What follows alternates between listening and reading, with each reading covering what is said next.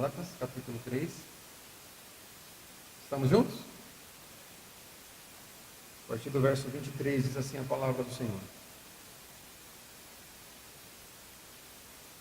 Mas, antes que viesse a fé, estávamos sob a tutela da lei, e nela encerrados.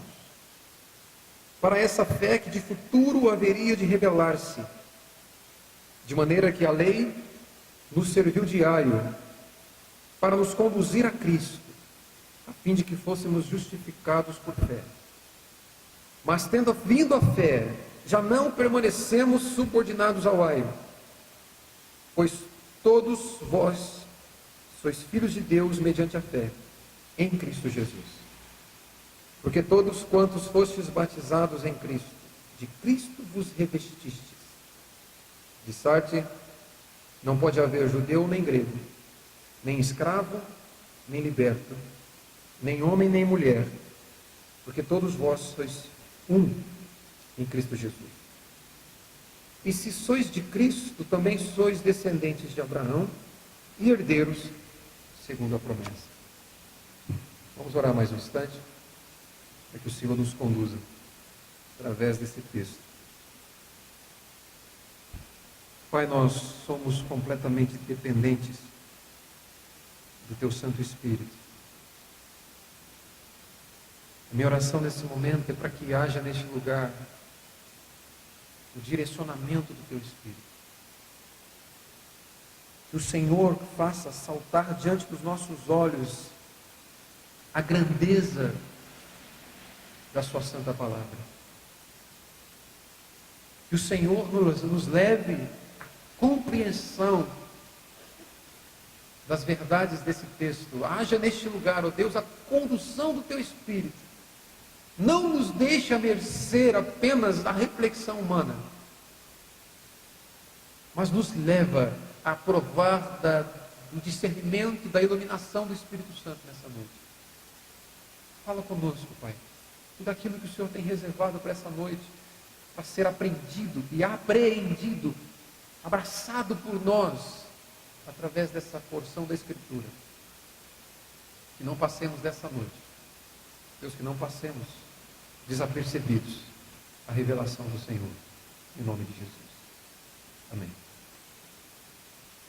Na semana passada, quando iniciamos a proposta de expor essa porção da Escritura, eu me lembro que eu compartilhei com os irmãos que à medida que nós refletimos nesse texto na escola bíblica dominical, meu coração queimava com a possibilidade de poder compartilhar com toda a igreja. E aí então a gente iniciou, né, no domingo passado, a exposição desse texto aqui. E a gente viu que o propósito de Paulo com essa carta era corrigir um problema específico. Paulo queria corrigir um falso ensino. Aquela igreja dos Gálatas, ou na verdade aqui é um conjunto de igrejas dos Gálatas, essas igrejas estavam sendo influenciadas por falsos mestres, e a heresia do momento era pregada entre eles que a fé em Jesus Cristo não era suficiente. Eles precisavam de algo mais além de crer em Cristo. Então esses falsos mestres trouxeram para dentro daquelas igrejas a ideia de que crer em Cristo era necessário, mas não suficiente. Eles deviam crer em Cristo, mas também cumprir com as obras da lei. Então a proposta de Paulo aqui é corrigir essa heresia. A proposta de Paulo aqui é fazer uma defesa da suficiência da fé, da suficiência do Evangelho no processo de Deus em salvar os homens. A proposta de Deus em salvar os homens. A gente viu nos versos 15 até o 22 a relação existente entre a lei de Deus e a promessa de Deus. A gente viu que o pensamento religioso é: obedeço, logo sou salvo. E o pensamento evangélico, ou o pensamento que brota do Evangelho é: sou salvo, logo obedeço. Propostas completamente diferentes. Então é esse ensino que emana, o que salta diante dos nossos olhos quando nós nos deparamos com essa carta do apóstolo Paulo. Fui agraciado pelo Senhor, salvo pela graça, por isso agora Ele me capacita para obedecê-lo. Então do verso 15 até o verso 22, a gente vai ver a superioridade da promessa de Deus em relação à lei.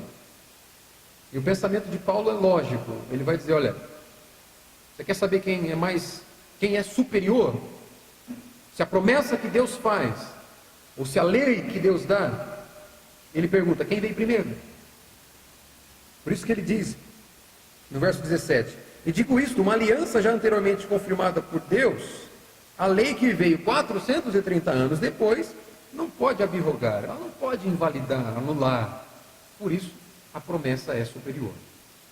Como introdução da sequência da exposição, eu quero que você mire comigo aí o verso 18. Olha o verso 18 do capítulo 3. 3 palavras que estão aqui que eu gostaria de servir de introdução para a gente olhar. Ele diz assim, verso 18: porque se a herança provém da lei, já não decorre de promessa, mas foi pela promessa que Deus a concedeu gratuitamente a Abraão. 3 palavras aqui que a gente coloca diante dos nossos olhos que nos ajuda a entender o propósito dessa porção aqui. Herança, aquilo que Deus concede para o seu povo, aquilo que Deus dá, herança, aquilo que Ele tem reservado. De um lado a palavra lei, de outro lado promessa. 2 caminhos que aqueles homens acreditavam que poderiam fazer com que essa herança fosse alcançada. A herança, de um lado a lei, de outro lado a promessa. Aqueles homens pensavam que o caminho para a herança era uma somatória de cumprir-se com a lei e de crer-se na promessa. A defesa de Paulo aqui é, não, existe um único caminho que te leva para a herança. E esse caminho é a promessa. E Paulo vai nos mostrar que promessa é essa. No verso 8, olha aí rapidamente. Ora, verso 8, capítulo 3. Ora, tendo a Escritura previsto que Deus justificaria pela fé. Essa é a herança. A herança que Deus concedeu a Abraão. Ele vai dizer, ora, tendo a Escritura previsto que Deus justificaria pela fé os gentios, fé anunciou o Evangelho a Abraão. A promessa é o meio pelo qual Deus fez com que Abraão conhecesse que ele teria uma herança. E a promessa era o seguinte, o Evangelho era, final do verso 8, em ti serão abençoados todos os povos. Existe a herança? O meio pelo qual Deus faz com que os homens cheguem até lá é uma promessa. Essa promessa, Paulo vai dizer aqui que nada mais é que o Evangelho sendo pré-anunciado, pregado pelo próprio Deus para Abraão, como meio que ele determinou para que essa herança fosse alcançada. Então, de um lado a lei de Deus, os mandamentos de Deus, que Deus dá através de Moisés. De outro lado, a promessa que Deus faz para Abraão. Qual é o meio que ele usa para fazer com que o homem alcance a promessa? Ou a herança de Deus. Dito isso, agora vamos olhar aqui no verso 23. Eu entendo que essa porção dos versos 23 até o 29 vai nos mostrar a transição da lei, a transição dos mandamentos, da obrigação quanto ao mandamento para o Evangelho. A transição da lei para o Evangelho. A prisão da lei para a libertação do Evangelho. E a gente vai ver aqui que o Evangelho é uma luz que brilha no cárcere da lei. Olha o verso 23. Mas, antes que viesse a fé. Irmãos, quando você for ler a Escritura, principalmente os escritos do apóstolo Paulo, se atente para cada palavra que ele usa. Nenhuma palavra aqui é possível de ser desprezada. Quando Paulo usa mas, essa porção, essa palavra, ele está querendo ligar o que ele disse antes com o que ele vai dizer agora. Mas, antes que viesse a fé, ele está ligando com o que ele diz antes. O que ele diz antes, olha só o verso 22. Mas a Escritura encerrou tudo sobre o pecado, para que mediante a fé em Jesus Cristo, fosse a promessa concedida aos que creem. Paulo diz aqui no verso 22, que a lei, os mandamentos de Deus, cumpriram o seu papel, que é revelar o quão pecador você é. A lei de Deus cumpre o seu papel quando ela revela a nossa incapacidade espiritual, a nossa incapacidade, a nossa cegueira espiritual, a nossa incapacidade de obedecer com o nosso próprio esforço, ou a nossa incapacidade de obedecer completamente à santidade exigida pela lei. Esse é o propósito da lei, mostrar a minha e a sua incapacidade. Para quê? Para nos mostrar que se existe uma saída para nós, ela não está em nós mesmos. Por isso que ele vai dizer no verso 22, para que, mediante a fé em Jesus Cristo, a promessa fosse concedida para aquele que crê. Fosse concedida ao que crê. Então, o propósito da lei é nos fazer correr para Cristo. E aí ele continua, mas, antes que viesse essa fé, antes que viesse essa confiança em Cristo, estávamos sob a tutela da lei. Quando Paulo diz assim, antes que viesse a fé, é interessante a gente entender isso aqui, porque alguns poderiam dizer o seguinte, Paulo está entrando em contradição, porque ele diz que na verdade não existe salvação em nenhum outro, de nenhuma outra forma, se não for pela fé. Não é? Então como que os crentes do Antigo Testamento foram salvos? Ele vai dizendo, todo homem foi salvo porque creu. O verso 6, ele diz assim, é o caso de Abraão, que creu. Creu em Deus e isso foi lhe imputado por justiça. Ou seja, ele está dizendo o seguinte, olha, o justo vive por fé. Ele é conhecido diante de Deus por crer. O homem é salvo pela fé, porque crê. Pedro vai dizer na sua pregação, em Atos capítulo 4, verso 12, que não há salvação em nenhum outro, porque não existe nenhum outro nome dado aos homens, pelo qual importa que sejamos salvos. O que ele quer dizer com isso? Só existe salvação para os homens, por meio da fé em Jesus Cristo. E como os homens eram salvos no Antigo Testamento? Então quando Paulo diz aqui, ó, até que a fé viesse, ele não está entrando em contradição. Primeiro, o tempo todo não existe salvação fora de Cristo. Quando ele diz até que essa fé viesse, basta a gente olhar para a última palavra desse versículo 23, quando ele diz que até que essa fé viesse, até que ela se revelasse. A palavra traduzida por revelar aqui é trazer à luz. É como se ele dissesse, olha, até que esse brilho fosse intenso e nós tivéssemos a visão completa dessa fé, até que nós entendêssemos completamente, até que nós entendêssemos sem sombras o que é essa fé, até esse momento. Porque no período do Antigo Testamento, aqueles homens provaram de um riacho da graça de Deus, um pequeno córrego da graça de Deus. O que nós provamos hoje em Jesus Cristo é um manancial de graça. A graça de Deus, ela é derramada como chuva sobre os homens. Como eu disse no início aqui, você não consegue, você não tem interferência nenhuma na chuva, você não é capaz de fazer chover e nem pode impedi-la. Assim é a graça de Deus, que vem por essa fé reveladora do Novo Testamento. E Paulo está dizendo o seguinte, até que essa fé viesse, ele está dizendo que antigamente, as pessoas do Antigo Testamento eram salvas por uma fé prospectiva. O que é isso? Elas criam no Messias que viria. Então, por crer nesse Messias que um dia viria, que seria o resgatador do seu povo, eles eram salvos. Por fé. A fé do Novo Testamento, a fé da igreja, é uma fé retrospectiva. Nós cremos no Cristo que veio.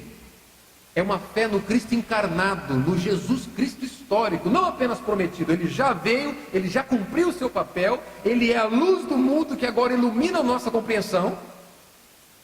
Ele nos faz enxergar o plano redentor de Deus. E Paulo vai dizer, até que essa fé viesse, até que esse brilho nos alcançasse, a luz do mundo fosse revelada para nós, antes que viesse a fé, estávamos sob a tutela da lei. Veja, o Evangelho é uma luz que brilha no cárcere da lei, na prisão da lei. Essa palavra aqui, tutela da lei,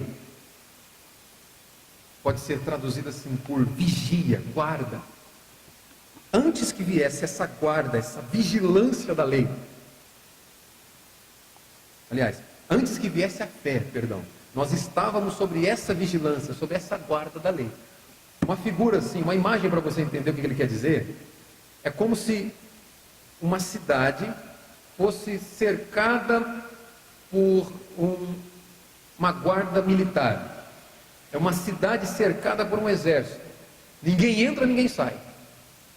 E essa guarda militar, ela tem o propósito de impedir que os inimigos entrem, mas também de impedir que algum desertor saia da cidade e se junte aos inimigos. Ela tem o papel de encarcerar quem está preso, quem está dentro da cidade. O judeu, ele tinha na lei como se fosse um muro que o protegia da invasão do gentio. O judeu pensava que a lei de Deus era um muro que o protegia das outras nações, da invasão dos gentios. O que Paulo traz aqui é a ideia de que, na verdade, a lei é um muro que o aprisiona dentro dele. Enquanto, antes que viesse essa fé, estávamos sobre essa vigilância, sobre essa guarda, encarcerados na lei, nos mandamentos. A lei, os mandamentos de Deus tinham por propósito aprisionar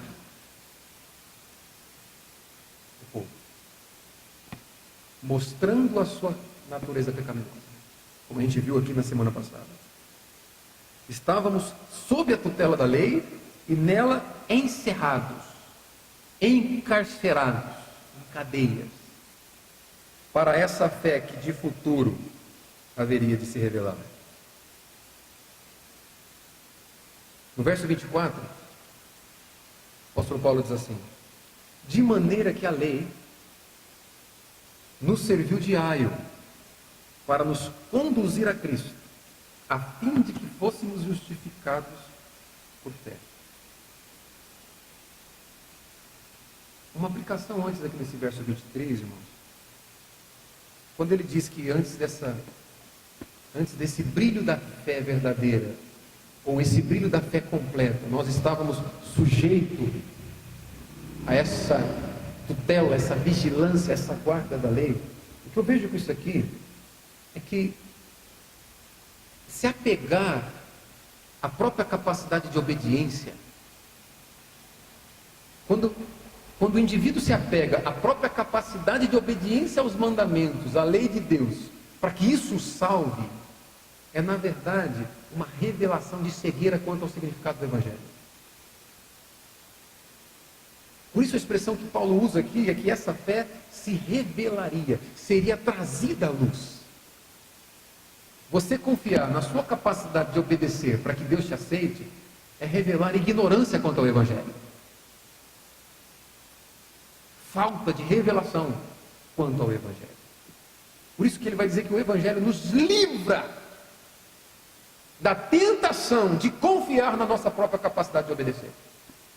E aí no verso 24 ele vai dizer assim: de maneira que a lei nos serviu de aio.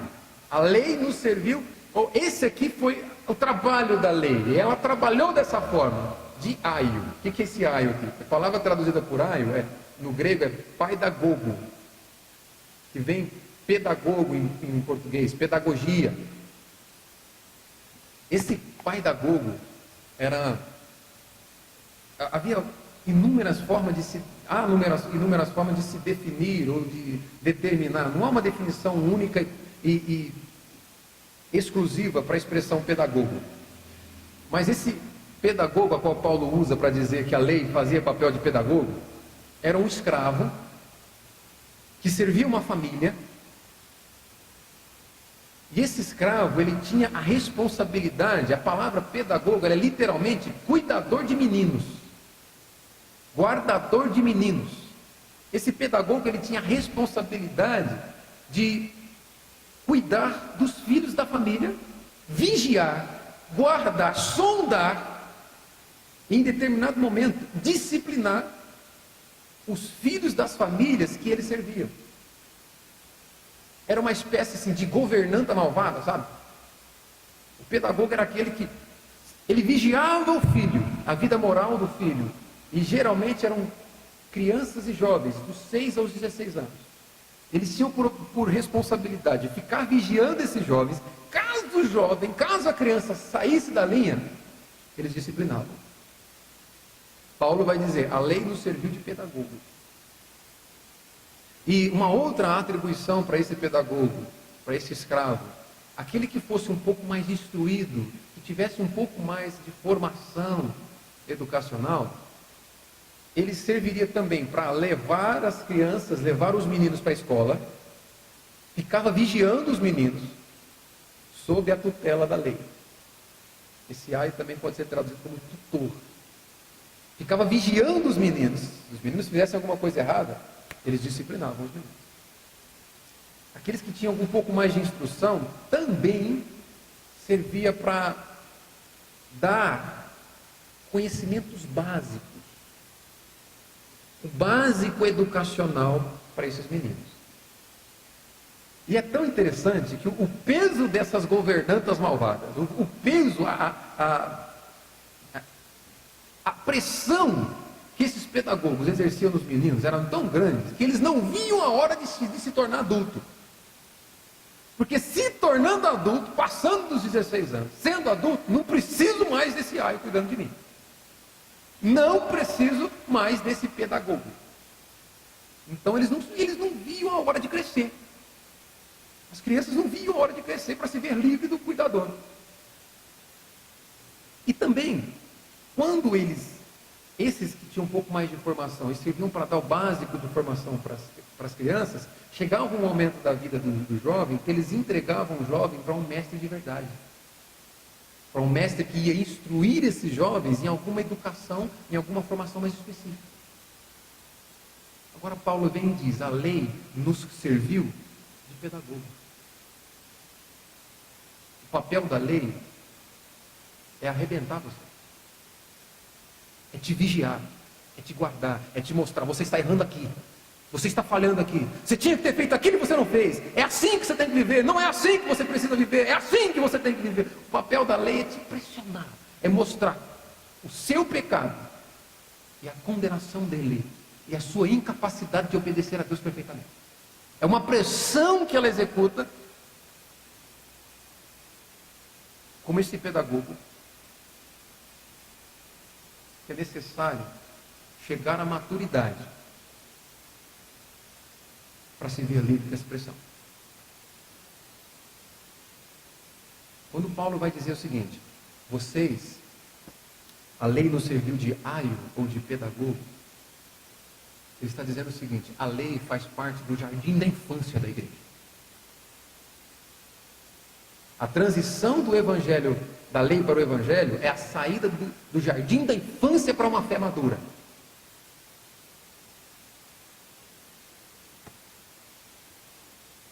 Confiar nas próprias obras para ser aceito por Deus não passa de uma fé infantil.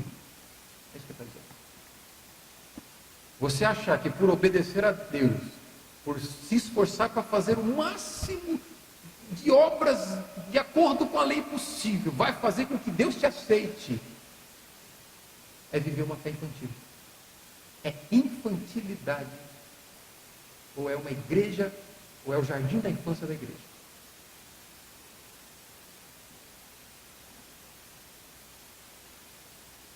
Alguns cuidadores também serviam para apresentar, para para o verdadeiro mestre. É isso que a lei nos faz. Paulo vai dizer, serviu de aio para nos conduzir a Cristo. Uma vez que você é entregue ao verdadeiro mestre, ao Senhor Jesus, confiar na sua habilidade ou capacidade de obediência para ser aceito por Deus, é um retorno, é um retrocesso à infantilidade da fé. Paulo está dizendo o seguinte: o Evangelho representa uma fé madura, uma fé nas obras, ou uma aliança de obras, ou uma vida pautada na própria capacidade de obediência. É jardim da infância da igreja.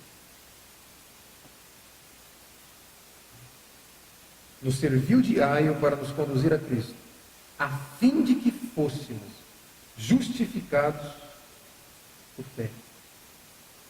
Irmãos, ficar no moralismo é imaturidade. Imaturidade da fé. O papel principal da igreja não é pregar moralidade. O papel principal da igreja é pregar o Evangelho. O papel principal da igreja não é receber alguém aqui e dizer tudo que ela tem que fazer e tudo que ela não pode fazer. O que nos faz ser diferente de uma sinagoga, o que nos faz ser diferente de um judaísmo, o que nos faz ser diferente de um espiritismo, o que nos faz ser diferente o que faz a beleza do cristianismo está no Evangelho. Por isso que eu disse na semana passada aqui, você tirar o Evangelho da igreja é transformar a igreja numa escola de boas maneiras. A diferença do cristianismo é o Evangelho. O nosso papel, quando alguém entra aqui, não é dizer para elas o que ela tem que fazer ou o que ela não pode fazer, em primeiro lugar. O nosso papel é dizer para elas quem elas são em Jesus Cristo. Nós vamos ver filhos de Deus. E aí sim, uma vez que ela entende que é salva por crer em Cristo, e não porque é capaz de obedecer ou fazer boas obras, de acordo com a lei, uma vez que ela entende quem ela é em Cristo, aí sim, aí você pode dizer, olha, o Filho de Deus vive dessa forma. No verso 25 ele diz assim: mas, tendo vindo a fé, já não permanecemos subordinados ao aio. Tendo vindo a fé, uma vez que agora essa fé brilhou no horizonte da nossa vida, já não permanecemos mais subordinados ao pedagogo. Agora nós fomos entregues ao verdadeiro mestre. Agora nós não precisamos mais ser açoitados por conta da nossa incapacidade espiritual. Agora nós não precisamos mais nos apegar na nossa inabilidade, na nossa incapacidade de obediência. Agora nós podemos crer. Tendo vindo a fé, já não permanecemos subordinados ao aio. Uma vez que você foi entregue ao verdadeiro mestre, Jesus Cristo, se apegar à sua própria capacidade de obediência é retrocesso. Uma vez que você foi retirado daquela cidade protegida, guardada por uma junta militar, desejar voltar para lá é retrocesso. Essa é a libertação que o Evangelho promove. A lei te mostra o quão incapaz você é e te faz correr para aquele que pode resolver o teu problema. Te conduz a Cristo, o Filho de Deus. Te faz entender que não existe possibilidades para você. Não existe saída a não ser crer no Filho de Deus.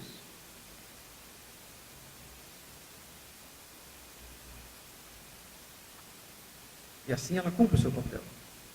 Tendo vindo a fé, já não permanecemos subordinados ao aio. Não permanecemos subordinados ao pedagogo. No verso 26, Paulo diz assim: pois todos vós, irmãos, eu acho que junto com João 3,16, isso aqui é como se fosse o Evangelho em miniatura. Paulo diz no verso 26: pois todos vós, não é mais apenas o judeu, não é mais uma exclusividade do judeu, todos vós, judeu, gentio, homens, povos e línguas e nações, todos vós sois filhos. Perceba uma coisa, ele está falando para uma geração que estava recebendo ensinamento de um povo que pensava ser, vamos usar para ficar fácil, a última Coca-Cola do deserto, sabe? A última bolachinha do pacote. Eles se julgavam ser tão exclusivos. Obrigado, Espírito Santo. Eles julgavam ser tão especiais por terem recebido a lei escrita, mas eram incapazes de obedecê-la completamente.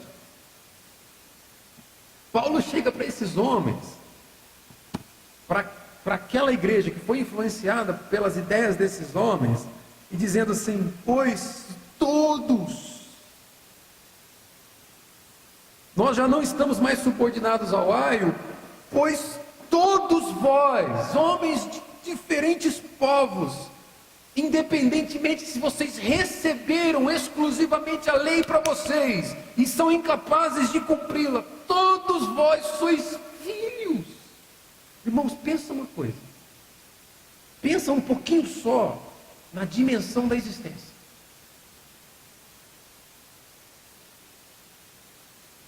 Não sei se você consegue calcular o tamanho de tudo aquilo que existe.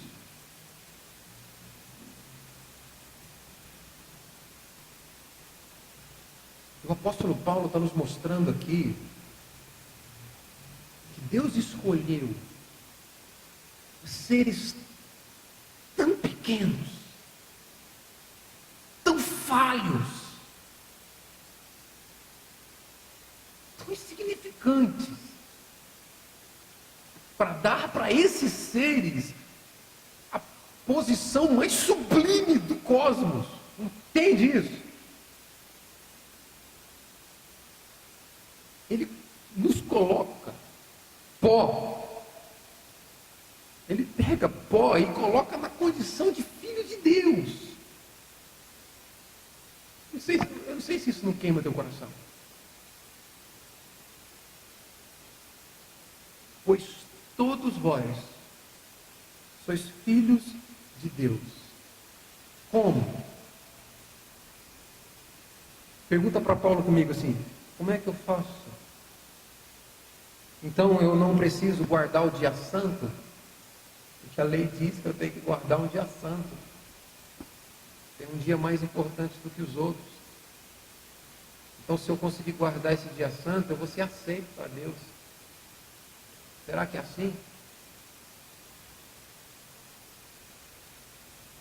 Paulo vai dizer aqui: a lei que veio 430 anos depois não pode anular a promessa. E a promessa da herança é: vocês serão aceitos por crerem no descendente de Abraão, no Filho de Deus. Pois todos vós sois filhos de Deus, mediante a fé em Jesus Cristo. Por meio da fé em Jesus Cristo. Irmãos, olha só, viver, se contentar com a prática da lei, é voltar ao jardim da infância da igreja. Pensar que existe um dia da semana específico que você tem que guardar, e isso vai te fazer aceito por Deus, é voltar a uma fé infantil, a qual o próprio apóstolo Paulo vai chamar de débil. Se contentar, por exemplo, mais um item da lei. A gente não fala muito de dízimo aqui, né? Muito de dízimo e oferta, mas só para dar um exemplo. Eu não quero que você pense que nós estamos pedindo teu dinheiro. O apóstolo Paulo vai dizer, cada um contribua segundo aquilo que propôs no coração. Tá? Mas, por que ele diz isso? Se contentar com a prática da lei, viver aquém daquilo que a lei dá, como estabelecimento de mandamento, 10% de contribuição, viver aquém disso é viver uma fé infantil, é voltar para o jardim da infância. Se contentar com o seu esforço, achando que isso é o bastante para que Deus te aceite, é revelar o quanto infantil você é. Por isso que ele vai dizer aqui, todos vós sois filhos, mediante a fé em Jesus Cristo. Percebe? Ninguém é filho de Deus por obedecer. As pessoas obedecem por serem filhos de Deus. O que te faz ser aceito por Ele é o Filho. O que te faz ser aceito por Ele não é aquilo que você é capaz de fazer, é aquilo que o Filho dele foi capaz de fazer e você confia nisso. Isso te faz com que Ele te aceite. No verso 27. Porque todos quantos fostes batizados em Cristo, de Cristo vos revestistes. Certamente Paulo não está falando aqui apenas do símbolo exterior do batismo. Ele não está dizendo que todo aquele que foi derramado água na cabeça dele, ou todo aquele que apresentou seus filhos em batismo quando criança e depois professaram fé, ou todos aqueles que mergulharam em uma piscina, ele não está dizendo que todos esses, sem exceção, estão revestidos de Cristo. Certamente não é essa a ideia. A ideia é quando ele diz, porque todos aqueles que foram batizados em Cristo, de Cristo vos revestistes, a ideia aqui, a metáfora usada por Paulo é para dizer, todo aquele que está unido a Cristo, todo aquele que está ligado a Cristo. A resposta para isso está no capítulo 2, no verso 19, quando ele diz assim, porque eu, mediante a própria lei, morri para a lei, a fim de viver para Deus, estou crucificado com Cristo, logo, já não sou eu quem vive, mas é Cristo que vive em mim. Então é isso aqui, quando Paulo diz, todo aquele batizado, é todo aquele que foi capaz, aquele que confiou em Cristo, todo aquele que se uniu a Cristo, esse está revestido de Cristo. Esse revestir de Cristo aqui, nos remete a pelo menos dois entendimentos. A justiça de Cristo nos é dada. Você já parou para pensar? Olha só, a Bíblia diz assim, João capítulo 3, verso 16. Porque Deus amou o mundo de tal maneira que deu o seu filho unigênito. O que significa unigênito? Filho único. Então Deus tem um filho único. Não é não? Porque deu o seu único filho para que todo aquele que não nele crê não pereça, tenha vida eterna.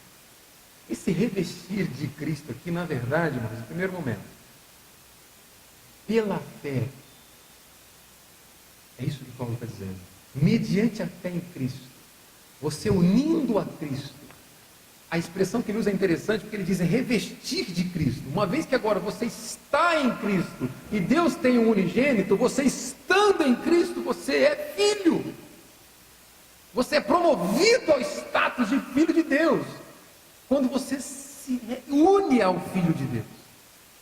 Deus tem um unigênito que quando você se une a Ele, você é promovido à condição de filho, e não apenas de uma criatura. Por isso que não existe obra nenhuma sua que te faz isso. Não existe nenhuma obra humana que me faz ser ligado a Cristo.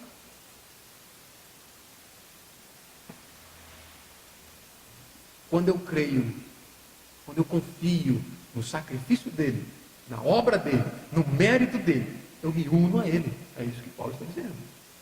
Então você se torna filho de Deus, se revestindo do Filho de Deus. E segundo, esse revestir aqui, a própria justiça do Filho de Deus. Se revestir de Cristo é se revestir de uma obediência que você não foi capaz de ter. A lei te surrou bastante para te mostrar que você é incapaz de cumpri-la perfeitamente. E você precisa de alguém que resolva o seu problema. Se revestir de Cristo é se revestir da obediência do único que foi capaz de cumprir completamente a lei. Você se veste com a justiça do Filho de Deus e é aceito pelo Senhor. No verso 28, de Sardes, não pode haver judeu, nem grego, nem escravo, nem liberto, nem homem, nem mulher, porque todos vós sois um em Cristo Jesus. Outra coisa que eu vejo aqui é que essa transição da lei para o Evangelho, primeiramente, é a luz do Evangelho brilhando no cárcere da lei. Segundo, é uma transição do jardim da infância para a maturidade. Terceiro, é uma transição para uma mudança imutável. Perdão, para uma mudança de status irreversível de filho de Deus. E por fim, essa mudança da lei para o Evangelho ou para a promessa é a transição para a sua união com o corpo de Cristo. No verso 18, ele vai nos mostrar que entre aqueles que creem não existe diferença de raça. Não pode haver judeu nem grego. Não importa a sua nação, onde você nasceu. Você não é aceito por Deus, dependendo do lugar em que você nasceu. A transição da lei para a promessa, para o Evangelho, nos mostra que já não há distinção social. Não há escravo nem liberto. Não há servo nem patrão. Você não é aceito por Deus pela posição que você ocupa na sociedade. Pela fé, nós vemos que não há distinção de gênero. Paulo diz, nem homem, nem mulher, porque todos vós sois um em Cristo Jesus. Quando nós desistimos de confiar na nossa capacidade de obediência e confiamos na capacidade de Cristo, em que Cristo teve de obedecer, entendendo que isso nos substitui, nós nos tornamos um nele. Nós nos tornamos membros do corpo do Filho de Deus. E caminhando por fim, no verso 29, Paulo diz assim: e se sois de Cristo, também sois descendentes de Abraão, herdeiros segundo a promessa. A promessa que Deus deu para Abraão é que haveria uma intervenção soberana de Deus, que mudaria a situação de Abraão. Lembra?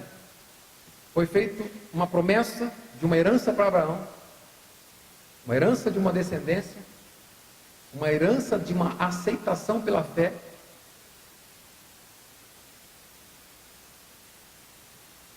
que emanava diretamente do próprio Deus. Essa promessa que Deus faz para Abraão é a promessa que ele interferiria soberanamente. Como um homem da idade de Abraão, com a esposa estéril, poderia ter uma descendência? Essa é a ideia. A promessa de Deus é: eu vou interferir soberanamente para mudar a sua situação, para te fazer chegar na herança. Quando Paulo diz aqui, olha, se sois de Cristo, também sois descendentes de Abraão. A sua descendência de Abraão não é pelo fato de correr o sangue de Abraão nas suas veias, mas é porque, crendo em Cristo, a promessa que foi feita a ele, também é feita a você. Você é herdeiro dela. Deus prometeu para Abraão que interferiria soberanamente para mudar a situação de Abraão, para que ele alcançasse essa promessa. Dizer que nós somos herdeiros de Abraão, irmãos, dizer que a mesma promessa feita a ele é feita para nós que cremos, é Deus dizendo, encerrando essa ideia aqui contigo, da superioridade da promessa em relação à lei. É Deus mostrando para mim e para você que Ele interfere soberanamente para mudar o curso da sua vida. Não é a sua habilidade de obediência, não é a sua capacidade de se render aos mandamentos, obedecer aos mandamentos, mas é Ele interferindo soberanamente na sua condição de morto espiritual para herdeiro da promessa. É Ele mudando o rumo que você direcionava, que você tinha para um abismo eterno e te colocando a caminho dele, rumo à eternidade com Ele. É Ele interferindo naquilo que você seria incapaz de fazer com as suas obras. Se sois de Cristo, também sois descendentes de Abraão e herdeiros, segundo a promessa. Mais uma vez, a minha oração, irmãos, é para que nós sejamos libertos da tentação de servirmos a esse Deus por obrigação e não por amor. Não está sendo dito aqui que hoje a lei não tem nenhum valor, que hoje os mandamentos de Deus não têm nenhum valor. Com certeza não é essa a proposta do apóstolo Paulo. A proposta do apóstolo com essa carta é mostrar que a nossa postura diante da lei, diante dos mandamentos, não deve ser por obrigação, mas deve ser para que demonstremos amor para aquele Deus que nos alcançou imerecidamente. Que Deus nos livre de servirmos a Ele, de buscarmos a Ele por obrigação. E realmente nos alcance com essa fé que nos faz confiar no Filho de Deus completamente, sendo completamente rendidos diante dessa graça, diante desse sacrifício realizado por Cristo, diante dessa obediência alcançada pelo Filho de Deus, e que agora é nos imputada, é nos dada de presente, quando nós confiamos que Ele nos substitui por conta da nossa incapacidade de obedecer. Que a sua motivação de vir aqui, que a sua motivação de ler a Bíblia, que a sua motivação de orar, de buscar a Deus, não seja por obrigação, mas seja por reconhecer que antes de você merecer, Ele te deu perdão e salvação. Senhor, eu quero te bendizer, louvar pela tua santa palavra. Senhor, nos livra de abraçarmos a lei, nos livra de abraçarmos o egoísmo da nossa prepotência, de pensar que nós podemos merecer o teu favor e o título de filhos de Deus. Se não fosse pela sua graça, Senhor, e pela tua misericórdia, nós há muito teríamos sido consumidos. Senhor, a saída dessa nação não está no próximo governante desse país. A verdadeira saída dessa nação está na confiança no Filho de Deus. Está em crer que o Senhor é um Deus inigualável em amor.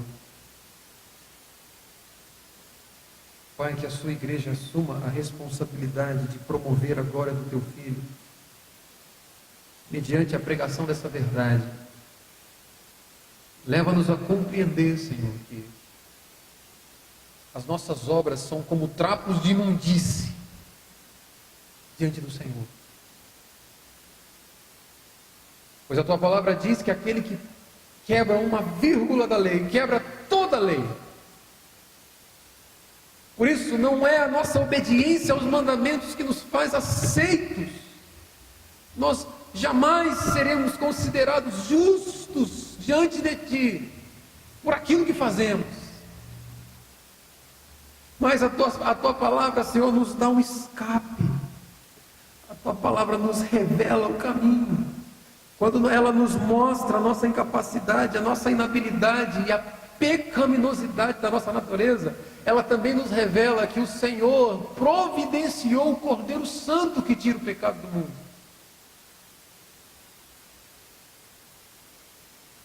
ela também nos mostra que se confiarmos no Teu Filho, aí sim, seremos aceitos diante do Senhor. Chegamos de mãos vazias diante de Ti, pela obra de Cristo Jesus na cruz. E agora a nossa relação com os Seus mandamentos, ó Deus, é por amor ao Senhor. Aí sim, Pai, eu te peço, nos ajuda a obedecer a Sua voz, a Sua vontade e a vivermos da forma como o Senhor espera. Sem nunca nos esquecer que nós somos alvos do Teu amor incondicional. E todos os dias isso queime no nosso coração. Para a honra e glória do Teu santo nome.